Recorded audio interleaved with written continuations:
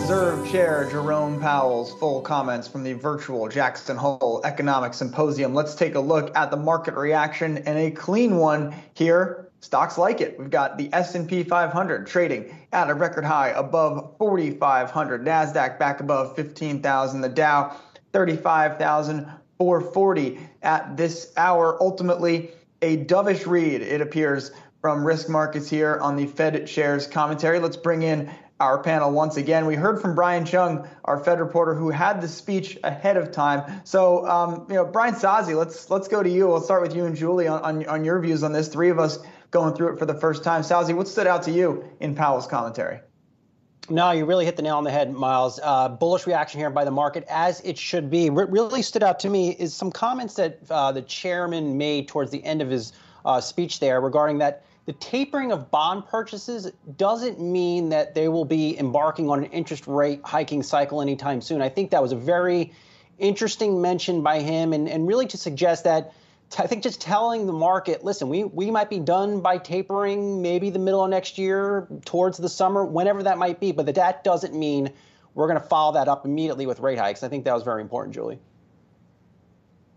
Yeah, I mean, it seems like he is trying to kind of signal here that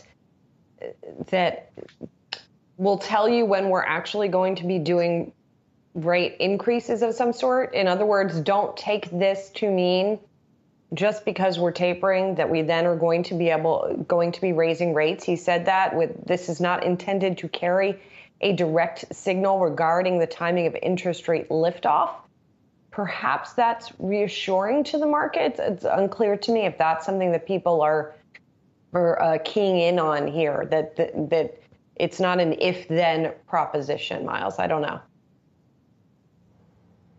Yeah, well, I think what Julie, to that point, right, it is a noticeable change, though. The Fed chairman has switched his kind of explanation of the taper from we're going to give everyone proper notice, we're going to make sure everyone has enough heads up about when we'll actually announce a taper, to actually putting a time frame on it. So again, it's really not that concrete, but him laying out in his remarks just a few minutes ago that he could see it appropriate to start reducing the pace of asset purchases this year does put 3 meetings on the table in September, in November, and then December for an actual announcement of the taper. So I think that is his heads up. I think he's past the point of telling markets, we'll let you know when this is going to happen. I think that is kind of him letting the markets know this is going to happen. It's just a matter of which meeting that's going to be in. But I think the reason why markets like it is because they see him as not eager to launch that process or announce anything in September. Now, of course, there's still a month's worth of data that could come in.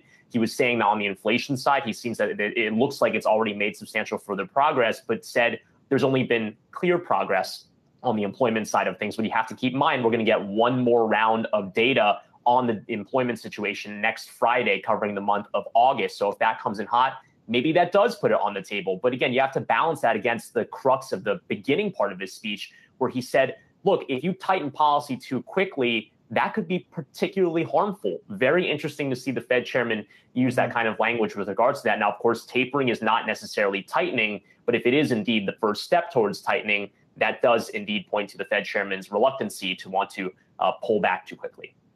Well, and that's not just a theoretical concern for Powell. He was the Fed chair when they raised policy too aggressively. In Powell's view, they made a policy error. I mean, he has said this many times in so many ways. In 2018, when Powell stepped in as Fed chair and he continued the rate hiking cycle that had been begun by Janet Yellen, they raised rates 4 times, and ultimately we saw a 20% sell-off in the market as a result. And then they swiftly reversed that policy, basically saying we screwed up. And Powell, given that he was in the big seat when that happened, is very much of the mind that I will not forget that. And I do think here, per our conversation earlier, and sure, it is speculation, Brian Cheung, but ultimately, I think he's signaling to the powers that be that if you renominate me for the big seat for 4 more years, I won't do the same. I promise I've learned my lesson, Dad.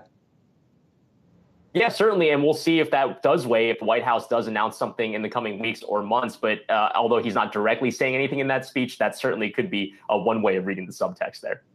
Yeah, I mean, he's not going out and criticize. Let's say this. He's not criticizing a different Fed chair for tightening policy too quickly, right? I think Powell's been very willing to accept his shortcomings and also his strengths, right? His flexibility has certainly been a strength of his as Fed chair, given his background is a little bit different.